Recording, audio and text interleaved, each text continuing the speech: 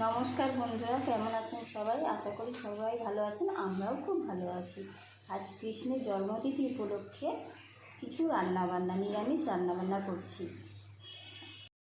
এই যে দেখুন বন্ধুরা, ডাল সিদ্ধ করে রেখেছি, মুগের ডাল, গোল গোল করে বেগুন ভাজা আর পটল ভাজা, আর আলু সিদ্ধ করে রেখেছি, আলুর ভাতে মাখা হবে। এই এবার রান্নাবান্না স্টার্ট করব। কড়াইয়ে তেল গরম করে নিয়েছি।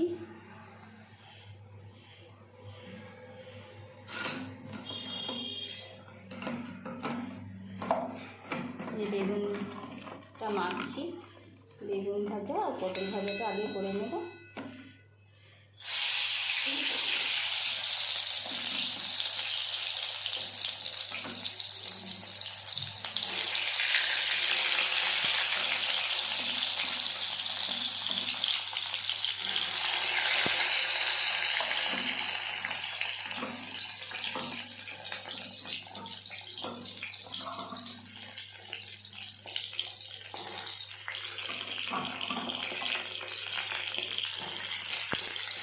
অল্প কিছু রান্নাবান্না করছি, কারণ আমার ছেলে আর ওর বাবা খাবে, আমি তো খাবো না অন্য। আর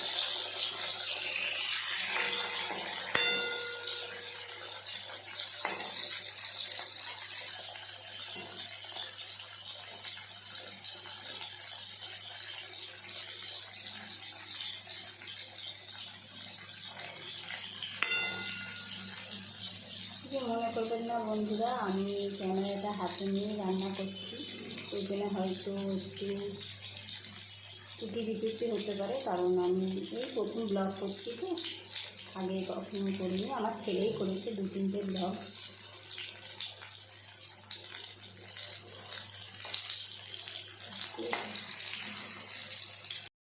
দেখুন বন্ধুরা, পটল ভাজা আর বেগুন ভাজা হয়ে গেছে।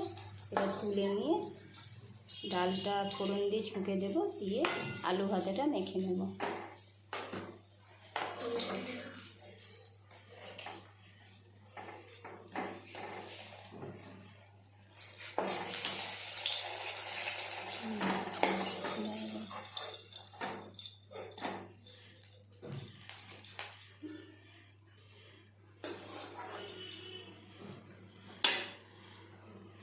এই যে শুকনো লঙ্কা দিয়ে দিলাম, এবার কিছু গোটা জিরে দিয়ে দিচ্ছি এর মধ্যে, আর একটু অল্প করে জিরে গুঁড়ো দিচ্ছি, যাতে স্বাদটা একটু ভালো আসে। নিরামিষ রান্না তো, তার উপরে আবার সিদ্ধ ভাত।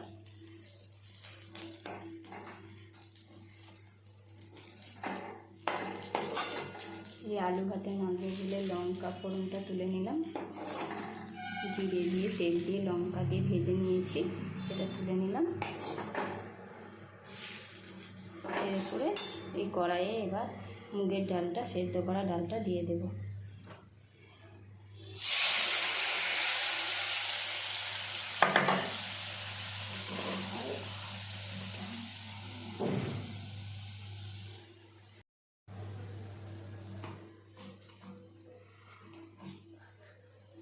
এই ডালের মধ্যে কিছুটা পরিমাণ হলুদ দিয়ে দিলাম। এবার ডালটা ছেড়ে দিতে নিস না। ডালটা এবার ফুটে গেলে নামিয়ে নেব।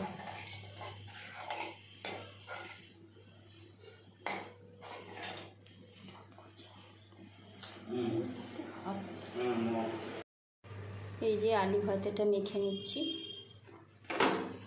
অল্প করেই করেছি, কারণ ছেলে আর ওর বাবা খাবে, আমি তো আজকে খাবো না।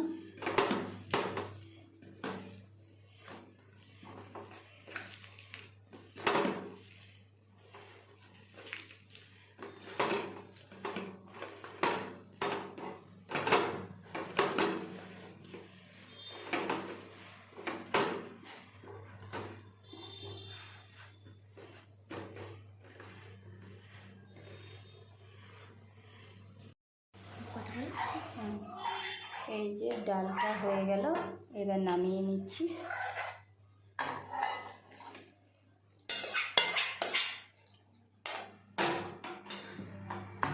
আমাদের দুপুরের মধ্যাহ্নভোজের খাবার তো ভাত, তখন ভাত দেখানো হয়নি, আর ভাত আলু ভাতে মাখা, পটল ভাজা, বেগুন ভাজা, ডাল দেখানো হয়েছে। এখন এই যে ভাত খেতে দিলাম।